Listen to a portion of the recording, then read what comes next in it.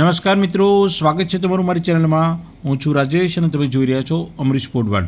આજે આપણે બનાવીશું ગુજરાતી પીઝા। તો મિત્રો એના માટે આપણે પહેલાં પીઝા સોસ બનાવી લઈએ। તો પીઝા સોસ બનાવવા માટે આપણે બેંગ્લોરી ટમેટા લીધા છે અને એને આ રીતે કાપા પાડી દેવાના છે અને પછી એને આપણે 5 થી 7 મિનિટ માટે ગરમ પાણીમાં બોઇલ કરવાના છે। અને આપણે કાપા એટલા માટે પાડ્યા છે કે સરળતાથી એની છાલ ઉતરી જાય। તો 5 થી 7 મિનિટ થઈ ગઈ છે અને હવે આપણે બધા ટમાટાને થોડા ઠંડા થાય એટલે આ રીતે એના છિલકા ઉતારી દેવાના છે અને ત્યારબાદ આપણે એનો પીઝા સોસ બનાવીશું। આ આપણે ગુજરાતી પીઝા એટલા માટે કીધું છે કે મિત્રો ઇટાલિયન પીઝાને ગુજરાતી લોકોએ થોડા મોડિફાય કરી નાખ્યા છે, એટલે એને આપણે ગુજરાતી પીઝા નામ આપ્યું છે। કારણ કે એમાં આપણે કોબીજ નાખીએ છીએ, કેપ્સિકમ નાખીએ છીએ, સ્વીટ કોર્ન અને ઘણા બધા વેજીટેબલ્સ નાખીને આપણે એક અલગ ટેસ્ટ એનો આપી દીધો છે અને એટલા માટે આપણે એને ગુજરાતી પીઝા કહીએ।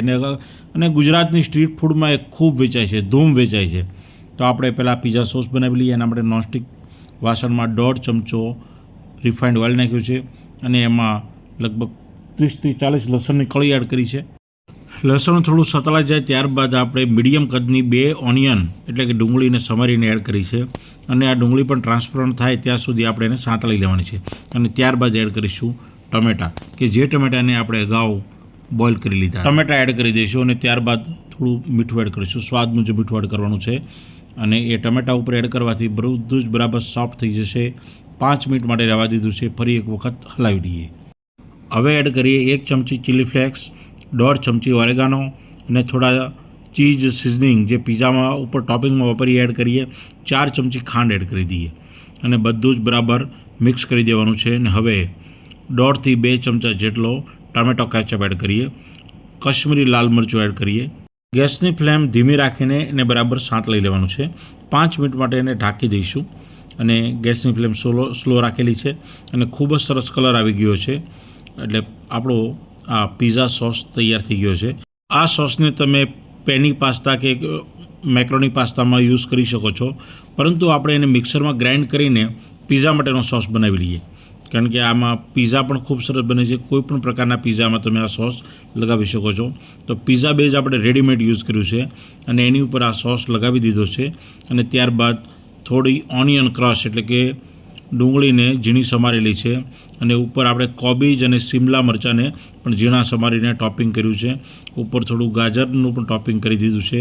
તમે આમાં જે વેજીટેબલ્સ એડ કરવા હોય તે કરી શકો છો, આમાં તમે સ્વીટ કોર્ન પણ એડ કરી શકો છો। હવે એડ કરી દઈશું ચીઝ। તો આપણે પ્રોસેસ ચીઝ લીધું છે। જનરલી ઇટાલિયન પીઝામાં મોઝરેલા ચીઝ યુઝ થતું હોય છે, પરંતુ આપણે તો ભાવનગર સ્ટ્રીટ ફૂડમાં જે પીઝા મળે છે એ પીઝા આપણે બનાવીએ છીએ।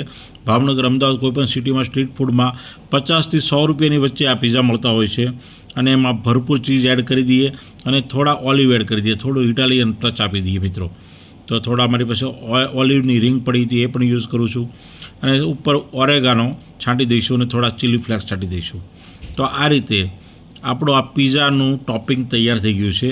તો હવે આપણે તવા પીઝા બનાવવા છે, તો એના માટે આપણે તવામાં બટર એડ કરીશું અને એની ઉપર આપણે આ રીતે બનાવેલો ટોપિંગ કરેલો તૈયાર પીઝાને થોડો ધીમા તાપ ઉપર શેકી લેવાનો છે અને ત્યારબાદ ઉપરથી ઢાંકણ ઢાંકી દઈશું અને એને 3-4 મિનિટ માટે ધીમા તાપ ઉપર ચીઝ થોડું મેલ્ટ થાય ત્યાં સુધી આપણે કૂક કરવાનો છે અને 5 મિનિટમાં આપણું ચીઝ બરાબર મેલ્ટ થઈ ગયું છે અને આપણો એક પીઝા તૈયાર થઈ ગયો છે। હવે બીજો પીઝા પણ આપણે મૂકી દઈએ। આ આપણે ઓલિવ વગરનો પીઝા બનાવીએ છીએ અને આ રીતે એને કટ કરી દેવાનો છે। ખૂબ જ સરસ, ખૂબ જ ટેસ્ટી આ પીઝા બન્યો છે અને આ રીતે પીઝા બનાવવામાં ઓવનની પણ જરૂર નથી। સ્ટ્રીટ ફૂડમાં અનેક જગ્યાએ, દરેક શહેરોમાં, ગામડામાં આ પીઝા વેચાય છે અને બધા ખૂબ જ પસંદ કરે છે। તો આ આપણો મોડિફાય કરેલો ગુજરાતી વેજ ચીઝ પીઝા તૈયાર છે અને મિત્રો ઉપર થોડો ટમેટો કેચઅપ એડ કરીને અને થોડો વધારે ગાર્નિશ અને વધારે ડિસન્ટ બનાવી દઈએ। તમે પણ બનાવજો મિત્રો અને મને કોમેન્ટ કરી જણાવજો કે તમારાથી આ પીઝા કેવો બન્યો। મારા વિડીયોને લાઇક કરજો, શેર કરજો, સબસ્ક્રાઈબ કરજો। મળતા રહીશું નવા વિડીયો સાથે। જય હિન્દ, જય જય ગરવી ગુજરાત।